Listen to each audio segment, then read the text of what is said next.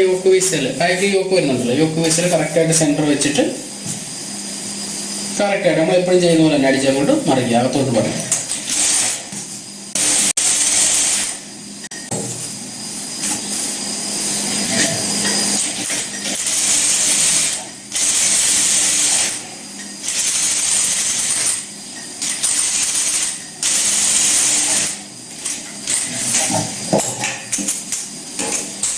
Okay, ഇനി നമുക്കിത് cut ചെയ്തെടുക്കാം. ചെറുതായിട്ട് കട്ട് ചെയ്തിടുക.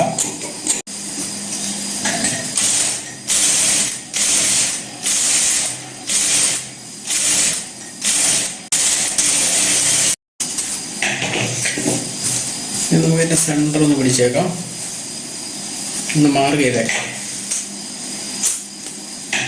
ഇനി നമുക്ക് പ്ലേറ്റ് ഇടണം. ബാക്ക് പീസായിട്ട് നമുക്കൊരു 2 പ്ലേറ്റ് ഇടാം.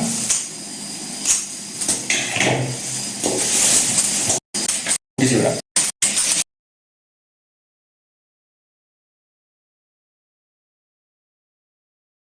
അതിൻ്റെ അനുസരിച്ചുള്ള പ്ലേറ്റുകൾ കിട്ടുള്ളൂ.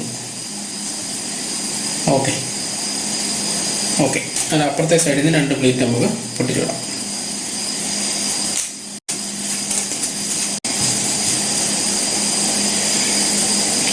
ഒരു പ്ലേറ്റ് കൂടെ പൊട്ടിക്കണം.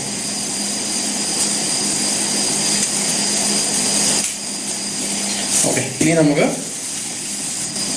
ഇട്ടാൽ മതി. ഒരുപാട് പ്ലേറ്റ് ഇടാതിരിക്കുന്നതാണ് നല്ലത്. എന്നാൽ ഓരോരുത്തരുടെ ഇഷ്ടം അനുസരിച്ച് ഇട്ട് കൊടുക്കുക.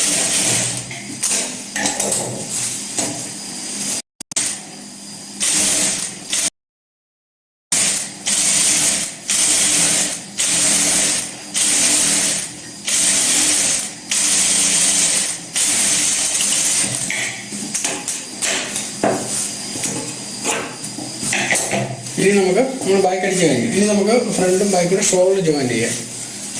അറിയാമല്ലോ ഷോൾഡർ ജോയിൻറ്റ് ചെയ്യുന്നത് എങ്ങനെയാണ്. നമ്മൾ ഫ്രണ്ട് ബാക്ക് കറക്റ്റായിട്ട് വെക്കാം.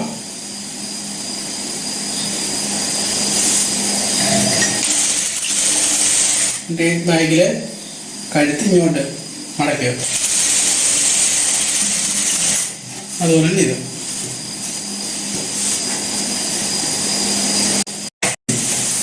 എന്നിട്ട് നമുക്കത് തിരിച്ചിടണം.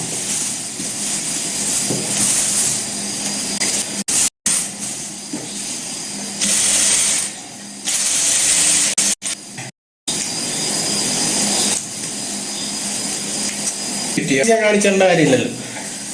സ്ലീവ് ഫിറ്റ് ചെയ്യുന്നതിന് ഞാൻ പ്രത്യേകിച്ച് കാണിച്ചേണ്ട കാര്യമില്ല. നമുക്കറിയാലോ സ്ലീവ് കറക്റ്റായിട്ട് ഫിറ്റ് ചെയ്യാം. ഇത് നമുക്ക് സൈഡ് അടിക്കുക, അടിവശം മടക്കി അടിക്കുക, കഴിഞ്ഞു.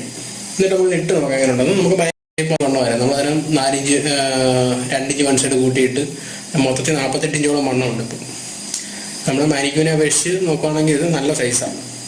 അതിനകത്ത് ചിലപ്പോൾ ഇട്ട് കഴിയുമ്പം നല്ല ലൂസായിട്ട് തോന്നും. അത് നോക്കണ്ട. ആ കഴുത്തിൻ്റെ ആ ഒരു ഭംഗിയും ഈ ഒരു പ്ലീറ്റ് ഇട്ടേക്കുന്നത് എങ്ങനെ വരുന്നത് നോക്കിയാൽ മതി കേട്ടോ.